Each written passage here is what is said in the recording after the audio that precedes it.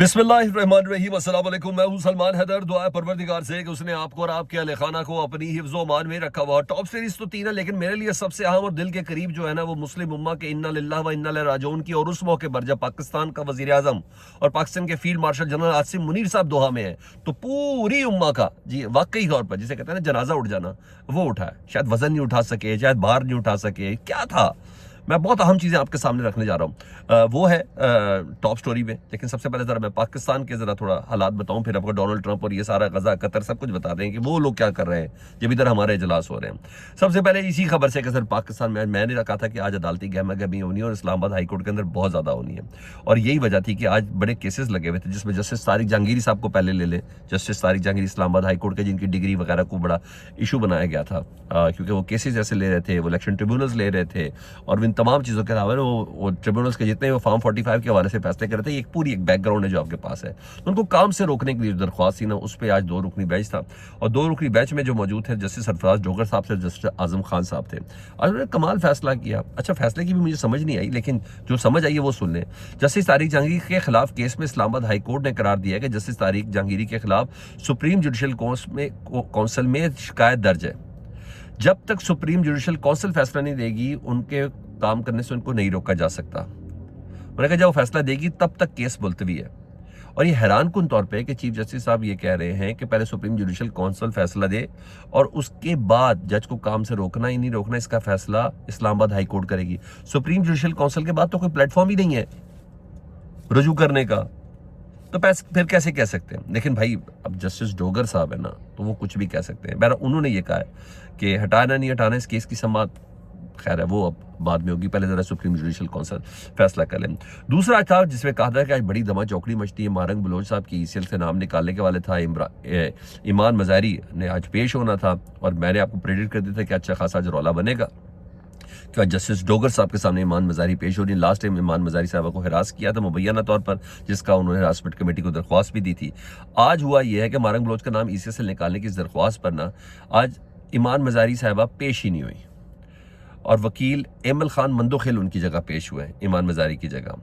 और उन्होंने गुजारिश की है जज साहब के सामने, सरफराज डोगर साहब के सामने। उन्होंने कहा कि एडवोकेट ईमान मज़ारी की तरफ से आपके हवाले से एक कंप्लेंट है हैरासमेंट की, तो इसलिए आप तो हो गए आप बाइस्ड, आपने फैसला करना को होगा तो भी आप नहीं करेंगे, तो आप इस केस को किसी दूसरे बेंच में भेज दें। तो जस्टिस डोगर साहब कहते हैं कि लाइन उनके पास भी बड़ी क्लियर है। उन्होंने कहा ये कहाँ पर लिखा हुआ है कि केस ट्रांसफर किया जाए। पिछली समात में यहाँ इस अदालत में कुछ हुआ था, वकील ने कहा ना आपकी और ईमान मज़ारी के दरमियान बहस हुई थी, आपने कहा मैं तो ने तुम्हें पकड़ लिया तो समझाओ अपनी बीवी को, यही सब कहा ना चट्टा को, उनके हस्बैंड को। उन्होंने कहा क्या हुआ था इस अदालत में, मुझे तो कुछ भी नहीं पता। तो भाई सीसीटीवी फुटेज दे दें फिर आप, जो ईमान मज़ारी ने रजिस्ट्रार को दरख्वास्त दी हुई है, फिर सीसीटीवी फुटेज दे दें या उस हरासमेंट कमेटी के आगे पेश हो जाए, जो कुछ भी हो। उन्होंने कहा क्या हुआ था पिछली पेशी में, यहाँ ला अफसरान खड़े हैं, बताएं ना क्या हुआ था यहाँ पर। आज ईमान मज़ारी नहीं थे तो फिर ईमान मज़ारी बताती कि क्या हुआ था। लेकिन बहरहाल उन्होंने कहा जी अब आप बाइस्ड हो चुके हैं, तो पेश होकर एक बैड टेस्ट क्रिएट करने का क्या फ़ायदा। उन्होंने कहा मेरे जो मरकजी वकील है ना ईमान मज़ारी साहबा, वो खुद ही आप बाहर आकर यहाँ आकर आपको बता सकती हैं सर, मैं आपको इस सिलसिले में क्या बताऊँगा अगर आपको ये लग रहा है कि इधर कुछ भी नहीं हुआ। तो उन्होंने कहा मरकजी वकील को अदालत ने कहा वो तो पेश नहीं हुई और कोई उन मुनासिब वजह भी नहीं बता रही कि वो क्यों नहीं पेश हुई। भाई मुनासिब वजह ये आपने हिरास किया, आपके ऊपर इल्ज़ाम ये है, उन्होंने सीसीटीवी फुटेज मांगी है आपकी अच्छी खासी, अच्छा सब पता सब है, जाहिर बात है, मानना भी तो बड़ी बात है। उन्होंने कहा मैंने अपनी बेटी हूँ ना मैं बच्ची हूँ ना मैं बेटी हूँ, ये बोला। पहले अदालत ने गैर मुइना मुद्दत तक के लिए, यही मेरा ख्याल अदालत चाह रही थी, उन्होंने समात को मुलतवी कर दिया। दूसरा उधर समन रिफत इम्तियाज़ साहबा, जिनके पास दरख्वास्त है चीफ जस्टिस साहब की। समन रिफत इम्तियाज़ बड़ी तगड़ी किस्म की जज है, ये उन 6 जजेस में शामिल है जिन्होंने ख़त लिखा, ये उन जजेस में शामिल है जो सुप्रीम कोर्ट में जो पिटीशन लेके गए हैं सीनियरिटी और transfer posting Islamabad high court के हवाले से, हरासमेंट के हवाले से भी, यानी वो जो एग्जीक्यूटिव की इन्वॉल्वमेंट, जी हाँ एजेंसियों के इन्वॉल्वमेंट में समन रिफत इम्तियाज़ का बड़ा तगड़ा स्टांस है। वो उस हरासमेंट कमेटी की सरबराह भी हैं। तो कॉज लिस्ट आज कैंसिल होगी जी उनकी। और समन रिफत इम्तियाज़ ने हरासमेंट कमेटी के हवाले से जो सर्कुलर जारी किया था, जो बाद में चीफ जस्टिस साहब की हिदायत पर गैर मौसूर हुआ था, इस कमेटी में जस्टिस अरबाब मोहम्मद ताहिर का नाम भी था। और अभी ये खबर है कि जस्टिस अरबाब ताहिर आज से यानी 16 सितंबर से 19 सितंबर तक छुट्टियों पर चले गए हैं।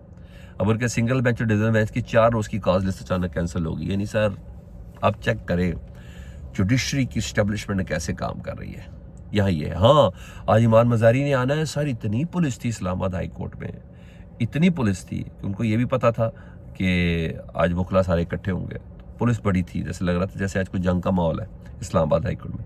यहाँ तो ये हो रहा था। हाँ, लाहौर की इंसदाद दहशतगर्दी की अदालत ने ना साबिक सूबाई वजीर मियां महमूद रशीद की जो जमानत की दरख्वास्त थी वो खारिज कर दी है। ATC के जज मंजर अली गुल साहब, उन्हें जमानत बादस गिरफ्तारी पर यह फैसला सुनाया है। इधर असम्बली में कब तक बैठना या नहीं बैठना, उसके हवाले से सलमान अकरम राजा पाकिस्तान तहरीक इंसाफ के सेक्रेटरी जनरल वो ये कहते हैं ये फैसला पार्टी के बानी इमरान खान साहब ही करेंगे। हाँ, ये मैं आपको बता दूं कि ये फैसला बहुत जल्द होने वाला है। और ये भी उन्होंने कहा कि इमरान खान डील नहीं करेंगे और सर उठाकर वापस आएंगे। ये सलमान अकरम राजा साहब, अभी उनकी थोड़ी देर में एक प्रेस कॉन्फ्रेंस भी आने वाली है, वो भी आप तक पहुंचेगी मुकम्मल, लेकिन आज उन्होंने ये स्टेटमेंट ज़रूर दी है। हाँ, 26 नवंबर के एहतजाज जिसमें बुशरा बीबी मौजूद थी, जिसमें पाकिस्तान तहरीक इंसाफ के कई लोग शहीद हुए थे, और उसमें जारी बात है बुशरा बीबी साहबा फिर रेड जोन और उधर दाखिल हुई थी, तो उसके ऊपर उनके ऊपर कुछ केसेस थे। बुशरा बीबी 29 मुकदमा थे जी। तो 14 अक्टूबर तक उसमें तौसीह कर दी गई है। वैसे भी वो कैद में है, तो तौसीह कर भी दें तो क्या हुआ, क्योंकि ATC अदालत के अंदर तो वो पेश होंगी नहीं। तो 14 अक्टूबर तक उनके मुकदमा में तौसीह कर दी गई है जी। अच्छा, अब सुने क्या हुआ जी। पाकिस्तान क्रिकेट बोर्ड ने और मोहसिन नकवी साहब ने कहा था मुझे पाकिस्तान की इज्जत बड़ी अजीज़ है, उससे ज़्यादा फोकियत ही किसी चीज़ की नहीं है। तो जो मैच रेफरी है ना पाईक्राफ्ट, उसको ICC फौरन उठाया। तो ICC ने उस दरख्वास्त को मुस्तरद कर दिया। उन्होंने कहा भाईजान बस कर दे, कोई चक्कर ही नहीं है। तो PCB, और इनके पास इस तरह नहीं होता, इनके पास मैच खेल के दूसरा मैच खेल के भारत को हराने के अलावा कोई चारा नहीं है। ऐसे नहीं करेंगे, ये ऐसे नहीं कर सकते। कर ले तो एक अलग बात है, ऐसा कर नहीं सकते। अच्छा जी, क्योंकि उन्होंने कहा इज्जत का बड़ा मसला है, तो जब इज्जत का मसला है तो फिर तो कुछ भी हो सकता है। तो ICC ने मैच रेफरी एंडी पाईक्राफ्ट को हटाने की दरख्वास्त मुस्तरद कर दी है। और मैंने बोला बाइकाट वाला मामला वैसे ही फजूल है, रेफरी तब्दीली नहीं, ऐसे जी अंपायर्स के मामला थे, ये सब फजूल बातें। बाकायदा तौर पर इंडियन क्रिकेट के करता धरता ही इस वक्त सारे क्रिकेट बोर्ड को देख रहे हैं और इनका मुकम्मल कंट्रोल है। सिर्फ फोकस मैच पे ही है। अब कल मैच है, देखें पाकिस्तान खेलता है नहीं खेलता, लेकिन कोई घास नहीं डाली जी, वो मर्दानावाद स्टांस के हवाले से कोई घास डाली।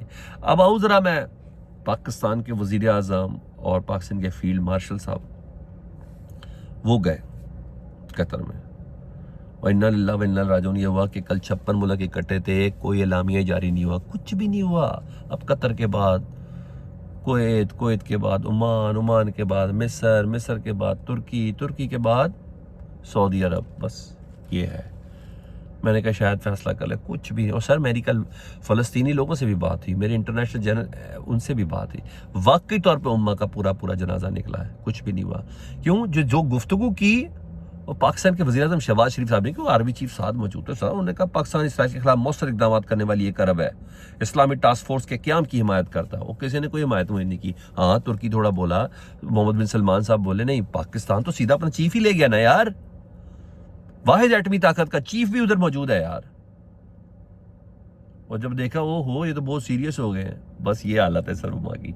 मैं और आप इसको बहुत पहले फोर्सी कर चुके हैं। हाँ, इधर हकीकत ये देख लें, अमेरिका कतर के साथ ना दोहा में इसराइल के हमले के बाद नई दिफाई मुआहदे को हतमी शक्ल दे रहा है। लो जी, और पैसा ले लेगा कतर के साथ उसकी सिक्योरिटी के बदले में। मेरा नेतन्याहू ने कहा गजा में एक बड़े पैमाने का ऑपरेशन शुरू कर दिया गया है। इसराइली फौज के तर्जुमान कहते हैं हमने गजा शहर में हमास के ढांचे को तबाह करना शुरू कर दिया है।